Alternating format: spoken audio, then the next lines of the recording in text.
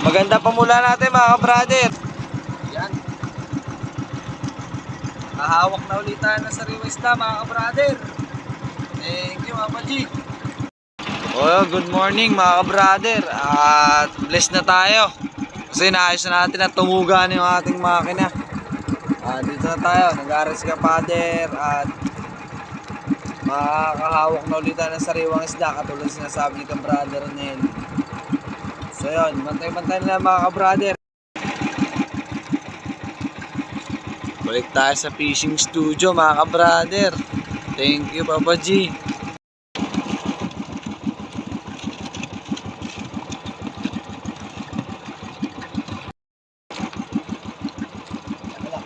So tayo mga ka-brother.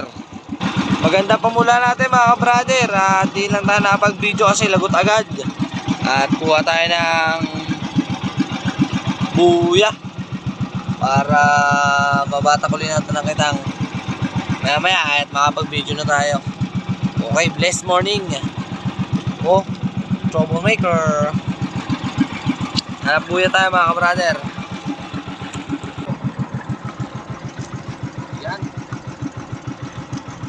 Hahawak na ulit tayo ng sariwa isda mga ka-brother. Thank you Mama G. Uy, nanaog. Tamang dagat.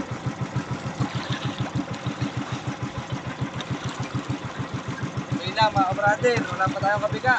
Isda. Anong malaki to? Mabig.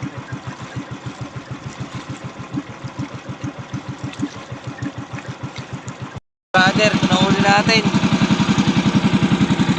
Ayan, maganda naman. Tapos itong kitang natin. Di na tayo makapag-video ng ayos kasi may nangahalap. Ayan, balik punta na naman tayo sa buya. Patapos na tayo kaya di makapag-video eh. Paputol-putol yung kitang natin. Gawa na maghahalap sa ilalim. Ayan na, isa sa kalaban natin lang ngayon.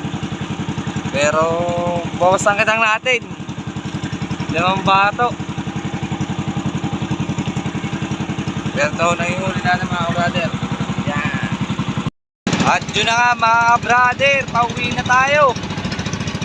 Kasama ang palad pa rin na nangyari. 12 bato ang nawala sa atin mga brother. Alam na malalaking isda sa ilalim. Di inaasahan talaga, ganun talaga ang paghahanap buhay natin dito sa Pahingitang.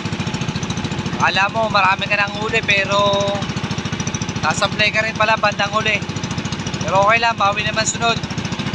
At ihuli din naman tayo kahit paano yung mahuli natin gagamitin na muna natin para sa pandagdag o yung pandugtong. Dudugtungan natin yung ating bitang.